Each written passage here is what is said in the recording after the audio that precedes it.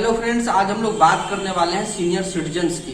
वैसे लोग जो 60 साल की उम्र पार कर गए हैं और उनके लिए क्या इन्वेस्टमेंट ऑप्शंस अवेलेबल है। तो हम लोग बात कर रहे हैं आज सीनियर सिटीजन सेविंग स्कीम की।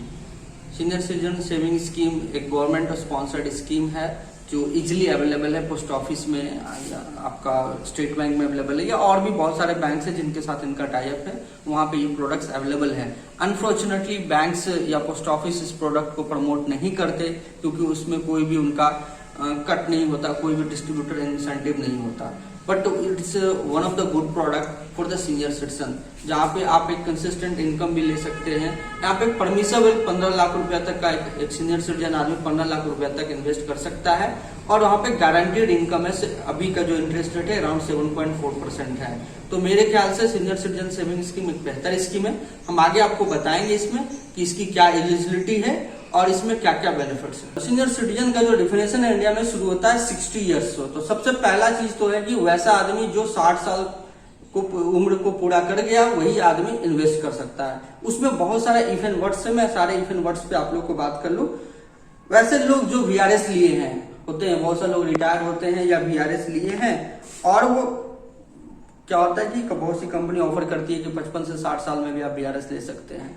तो जो लोग VRS अगर लेते हैं तो उनको मिनिमम 1 महीने के अंदर, मतलब सपोज कर लो कि आप जनवरी 2020 में रिटायर किए तो आपको फरवरी 2020 तक ही आप इसमें इन्वेस्ट कर सकते हैं। याद रहे तब जब आपकी उम्र 60 साल से कम हो। मतलब क्या हुआ कि 55 साल से ज्यादा होना चाहिए और 60 साल से कम होना चाहिए। तो अगर सपोज कर लो कि आप 56 ईयर्स में आप VRS लेते हो, रिटायर होते हो और आप एक लमसम अमाउंट आपको मिलता है और आप चाहते हो कि सीनियर सिटीजन सेविंग स्कीम में हम उसको डाल दें, तो उसके लिए ऑप्शन है कि आपको हर हाल में 1 महीना के अंदर, रिटायरमेंट के 1 महीना के अंदर आपको इसमें ही पैसा इन्वेस्ट कर सकते हैं। उसके बाद आप पैसा इसमें इन्वेस्ट नहीं कर सकते। तीसरा हो गया कि वैसे डिफेंस पर्सनल, बहुत सारे लोग हैं जो डिफेंस में रहते हैं, उनको जल्दी ईयरली रिटायरमेंट दे दिया जाता है, तो वो लोग भी एलिजिबल है आफ्टर 50। अगर उनकी उम्र 50 साल पूरी गई है तो वो भी एलिजिबल है इस स्कीम में पैसा इन्वेस्ट करने के लिए। ध्यान रहे HUF और NRI इस स्कीम में पैसा इन्वेस्ट नहीं कर सकते हैं। और सबसे इंटरेस्टिंग चीज क्या है कि इंडिया का सॉवरिन गारंटी है। इसका सॉवरिन गारंटी का मतलब the highest security of the investment.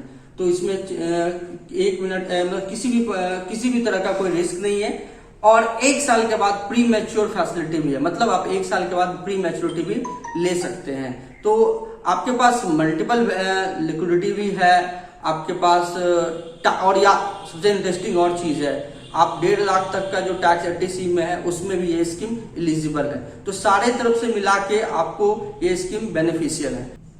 तो दोस्तों मैं ये उम्मीद करूंगा आप लोगों से कि मैं बहुत से लोगों को देता हूं, मैं क्यों ये वीडियो ला रहा हूं, वीडियो लाने की वजह क्या, मैं बहुत से लोग पढ़े लिखे लोगों को भी देखता हूं कि जब वो आते हैं, रिटायर होके आते हैं तो वो क्या करते हैं, ट्रैप में फंस जाते हैं। ट्रैप में कैसे फंस जाते हैं, बैंक वाला उनको क्या करता है कि या तो वो बेच दिया, उनको कोई इंश्योरेंस प्लान बेच देता है कि आपको एन्युटी आता रहेगा, एक मंथली इनकम आता रहेगा, या फिर वो क्या करता है कि आपको बैंक का वो उसकी खुद की फिक्स डिपॉजिट स्कीम है वो प्रीफर कर देता है कि आपको।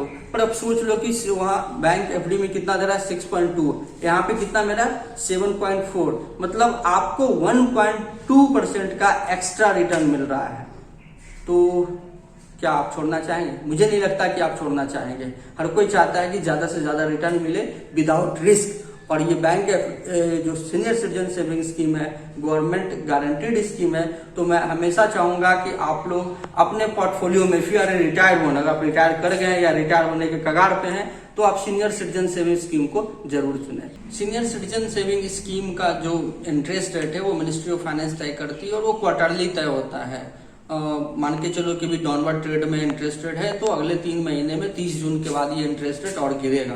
तो अगर आप लोग को इन्वेस्ट करना है तो 30 जून तक आप लोग इन्वेस्ट कर लें। मैं चाहूंगा उन लोगों को, ऐसे लोग जो रिटायर कर रहे हैं या मई में रिटायर किए हैं तो या जून में रिटायर करेंगे, तो वो जरूर सीनियर सिटीजन सेविंग स्कीम में वन ऑफ द ऑप्शंस रखें अपने पोर्टफोलियो में। सीनियर सिटीजन स्कीम में पैसा जरूर निवेश करें तब जब उनका रिस्क एपेटाइट बहुत ही लो है, मतलब वो नहीं चाहते बिल्कुल ही लाइफ में रिस्क लेना, तो they must prefer senior citizen saving scheme. हम और भी स्कीम आपको बताएंगे आगे। तो उम्मीद करता हूं दोस्तों कि आप लोग को सीनियर सिटीजन सेविंग स्कीम से रिलेटेड जो भी बातें मैंने बताई वो आपके लिए उपयोगी होगा और आप लोगों को जरूर फायदा हुआ होगा। अगर आपको लगता है कि मैं अपने कंटेंट में कुछ और आपके सलाह को ऐड कर सकूं तो मुझे खुशी होगी आपके एडवाइस को सुनकर। आप मुझे कमेंट बॉक्स में या डायरेक्ट मुझे मेल कर सकते हैं।